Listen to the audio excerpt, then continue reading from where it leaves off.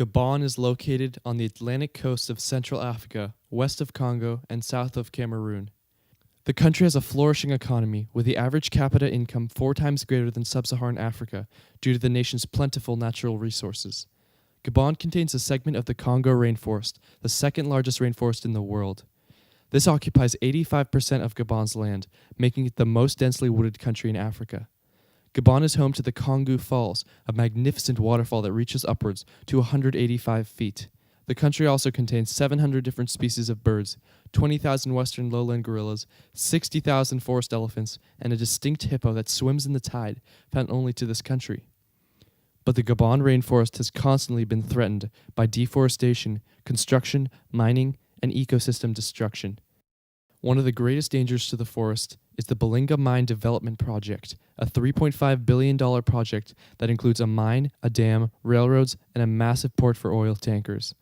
On June 1, 2006, the former president of Gabon, Omar Bongo Ondimba, signed a deal with CMEC, a Chinese machinery company, to set up a large mine 500 kilometers east of the capital, Libreville. According to activists in the area, African governments are often drawn to Chinese companies because they will give aid and loans without requiring government transparency or human rights improvement, as opposed to Western governments. The Gabonese government and CMEC negotiated in secrecy and did not consult communities that would be affected by the project. The Balinga Mine project would have immense impacts on the rainforest. CMEC required a hydropower plant in the Congo Falls, destroying one of the most admired waterfalls in the equatorial forests of Africa. The space needed to build the 7,700 square kilometer mining site would require massive habitat destruction. Gabon had already lost an area of rainforest the size of Rhode Island from 1990 to 2005. The trains used to transport the harvested metals will cause significant pollution, and when roads are built, it allows poachers to easily gain access to the heart of the forest and kill endangered species, further fueling the bushmeat trade. The roads could also uncover a dangerous Ebola outbreak the country is fighting. On top of this, a project of this scale could possibly lead to the declassification of the national park system, further leaving the forest vulnerable to destruction. It seems this rich ecosystem was gone for. Then came Marc Ona Essangui. Essangui, age 46, is the president of the environmental activism groups Brainforest and Environment Gabon. Due to childhood polio, Marc Ona is in a wheelchair. He became the savior of the Gabonese rainforest. Marc Ona, along with Brainforest and Environment Gabon, raised awareness and educated people in his country about the secret project.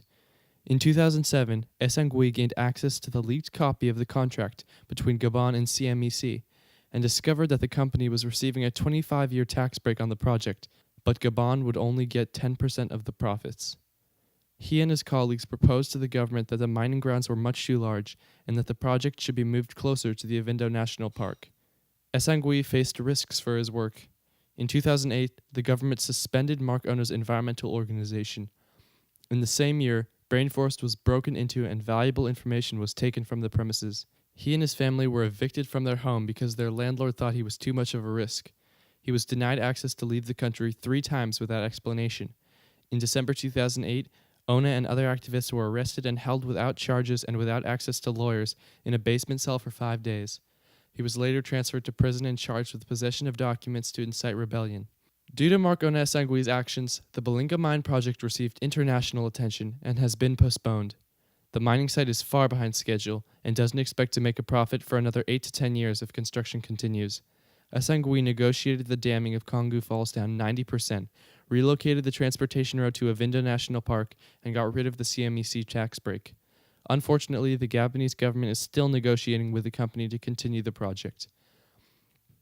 In 2009, Marc Ona Essangui was awarded the Goldman Prize, which includes a $150,000 grant.